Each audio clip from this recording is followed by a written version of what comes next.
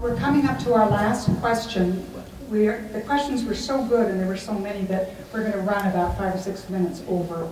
And the last question is, what will you do to support small businesses in the 10th Ward? And we will start that question with Lisa Bender.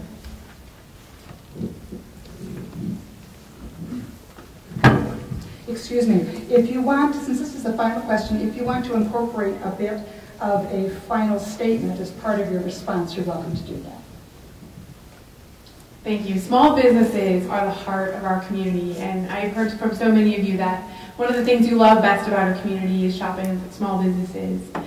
So it's really important that we support them.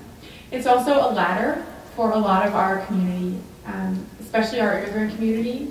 Minneapolis has a lot of great innovative business loan programs that I would continue to support. I also think we need to do a better job of improving access for individuals to banking. The issue is linked.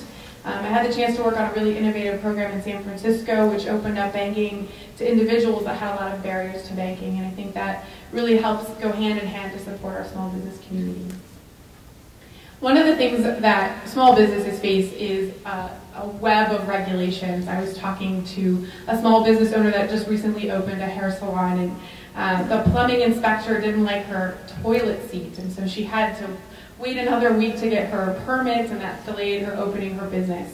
I think that the recent reorganization of regulatory services is a great first step to making sure that our small businesses don't face barriers to getting their shops open and up and running and face a bevy of bureaucracy when they're just trying to get their stores going. And finally, a lot of our small businesses want to invest in public spaces.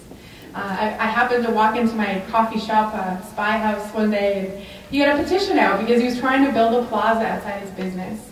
And those are things that we should be supporting. I would like to work with businesses to open up cafe seating, sidewalk markets, to look at flexible use of our parking spaces to create parklets and additional seating and open space. And this just all continues to support the vitality of our neighborhood. And that is one of the things that is most important to me. One of my early mentors was Enrique Peñuelos, who was the mayor of Bogota, Colombia. And he talked about equity. When we're at our jobs, our happiness level is about the same. But it's during our leisure time that we have the biggest differences between rich and poor. And so our investments in our public spaces are critically important for making our city work for everyone. Thank you. Meg Tadhill.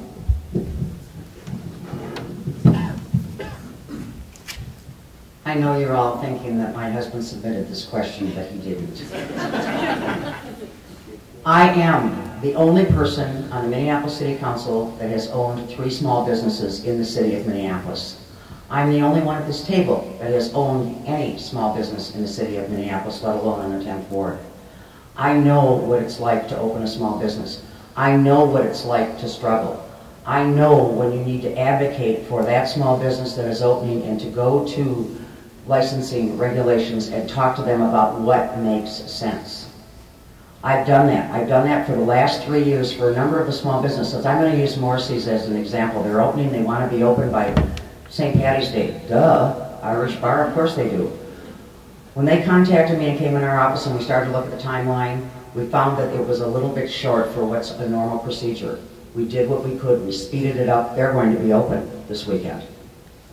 This is what you do when you've got the experience of small business. This is what you do when the regulators tell you this may not happen. As a former small business owner, I can tell you it can happen, and we can make it happen, and I make it happen. It's really important. I want to just do a little summation for you. We've talked about a lot of visions for the city and a lot of things that are needed in the city, but I want to make it very clear to you what this job is. This is a roots job. I'm the person you call when your street isn't plowed, when your garbage isn't picked up. That is 90% of this business. It takes up a lot of time, and that is our job. And that's really important. I know customer service. I've done customer service for over 30 years, and I do return phone calls and get back and solve problems for my constituency, because that is a large portion of this job. Thank you. Thank you. Ken Bradley. Thank you.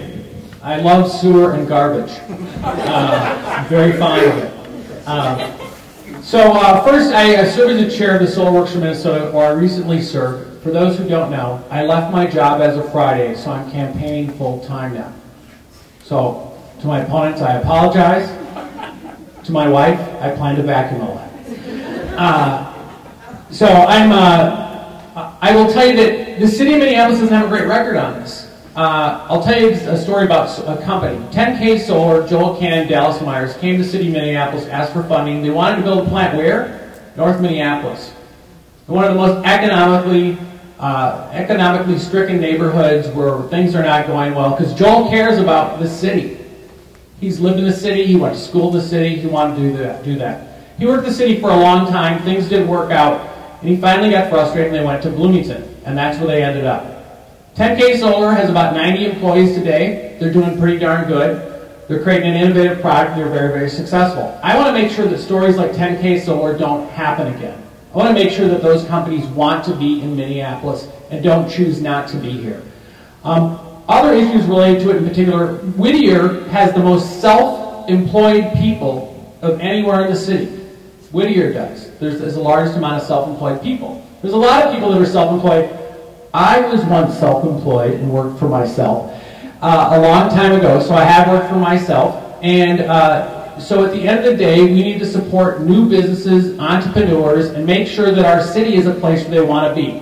We also have to know that the most critical thing to making those businesses work is the millennial generation, the 25 to 35-year-olds. They're going to be the engines of it. So they have to want to live here. And they want to live in a very different community than they want a different type of community that doesn't involve owning cars. They want public transit. They want to bike and walk to work. And that's the city I want to deliver. Thank you. Kendall Kellyan? When I first moved to Minneapolis, I worked at Dayton's downtown, and for 6 years, actually. And we had what we called the yes first attitude. You know, it's one of these corporate deals. But and what it meant was, you know, if somebody says, you know, do you have these socks in blue? The first thing you say is yes, and then you go figure out if you actually do.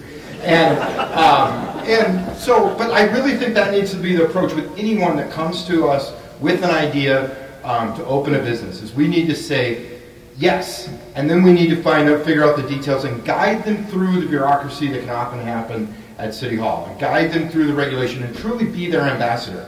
You know, not just send them on their way, but say, I'm going to put you on hold and we're going to call over to this person right now. We're going to get this done. Or come down here and I'm going to walk you from station to station and we're going to go get every permit you need. And really, truly help them, guide them through it. I really think that we have to have a yes-first attitude and treat everyone that comes to us with an idea about opening a business in our area with the respect they deserve. One of the things small business owners, like all of us, deal with is property taxes. And of course, that question was never asked, believe it or not. You know, of course, the big increase in property taxes that many of us have experienced in Minneapolis is because of the real cut in local government aid to Minneapolis from the state level.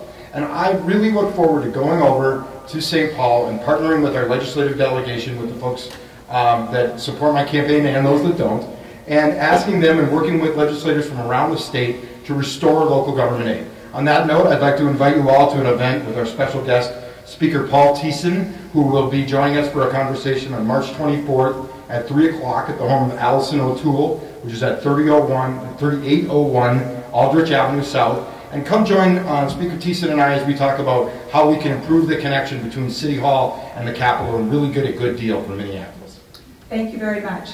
I'd like to thank the audience for the terrific questions. Many of them we didn't get around to, and I'd like to thank our candidates for the equally terrific responses. And